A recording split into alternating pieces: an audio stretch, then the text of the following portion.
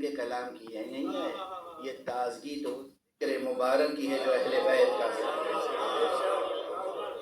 خدا کا ذکر، محمد اور آل محمد کا ذکر، علی اور آل علی کا ذکر، حسین کا ذکر، یہ وہ اذکار ہیں جو کبھی فرسودہ نہیں ہو سکتے۔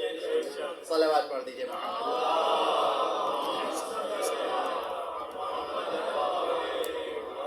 بہرحال ایک یہ شاعر، ایک قسم یہ ہوئی کہ بھئی کہہ لیا شعر سناتے پھر رہے ہیں۔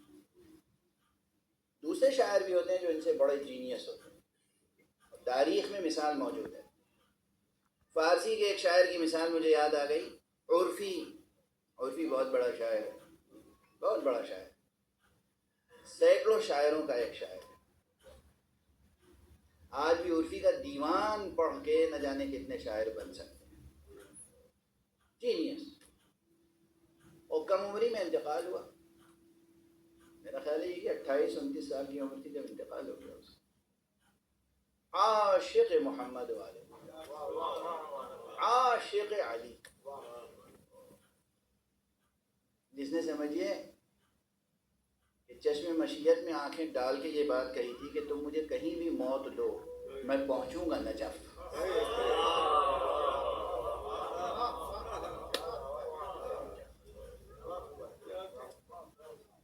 میں نجف پہنچوں، میں جاؤں گا وہاں، بھائی میری منزل ہو۔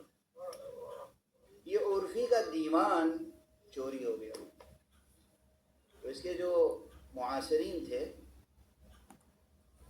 وہ آئے، بڑے بڑے شاعر، جینیس، بزرگ، سب گویا پرسہ دینے کے لیے آئے۔ حقیقت ہے کسی شاعر کا دیوان غائب ہو جائے اس کے لیے تو صدمہ ہے۔ جوان بیٹے کی طرح، جیسے خدا نخواستہ کسی کا جوان بیٹا گزر جائے، ویسے ہی دیوان یا تصنیف کسی کی کتاب، کسی کی ریسرچ تھیسس غائب ہو جائے۔ آپ سوچیے، آپ محنت کریں کسی بھی فیلڈ میں اور آپ کی جو تھیسس ہے وہ غائب ہو جائے، کیا گزرے گی؟ تو لوگ پرسہ دینے کے لیے آئے گویا۔ وہ تھا جینیس، انہوں نے اپنی طرح کا سمجھا۔ یہ جب آئے دل میں تو خوش ہو رہے تھے کہ اچھا ہوا دیوان کے نام پر، ظاہر میں وہ کہنے آئے تھے کہ بھائی بڑا افسوس ہوا۔ انہوں نے کہے گا افسوس، ارے چور ایک دیوان لے گیا، ایسے سینکڑوں دیوان میرے ذہن میں موجود ہے۔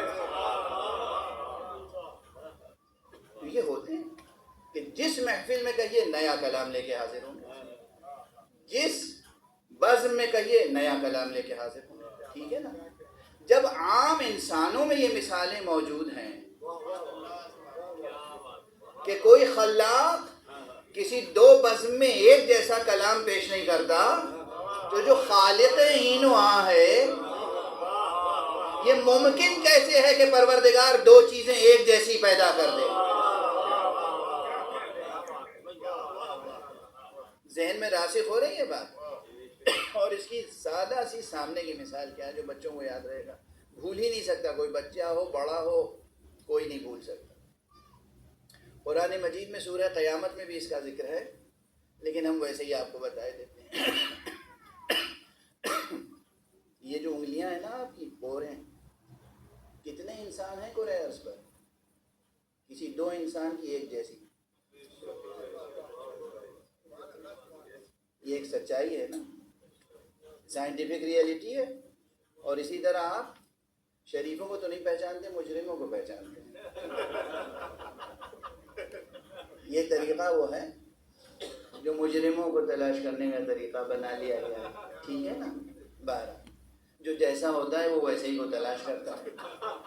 خیر، کبھی کبھی اچھے مقصد سے بھی تلاش کیا جاتا ہے، وہ ایک الگ بحث ہے، اب یہ بحث میں یہاں آگے نہیں بڑھاؤں گا۔ میں بس اتنی بات کہہ دوں کہ یہ مثال ہے روشن۔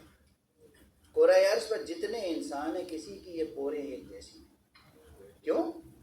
وہ اللہ، اس کی قدرت نامتناہی ہے، اس کا علم نامتناہی ہے۔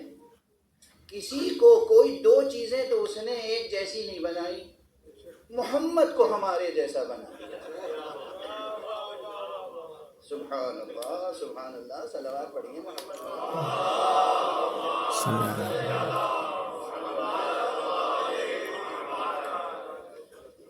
سمجھ میں آ رہی ہے بات؟ تو یہ تصور دل دماغ سے کھرچ کے نکال دیں، وہ ہمارے جیسے تھے، وہ ہمارے جیسے نہیں تھے، وہ ہم سے بہت بلند تھے.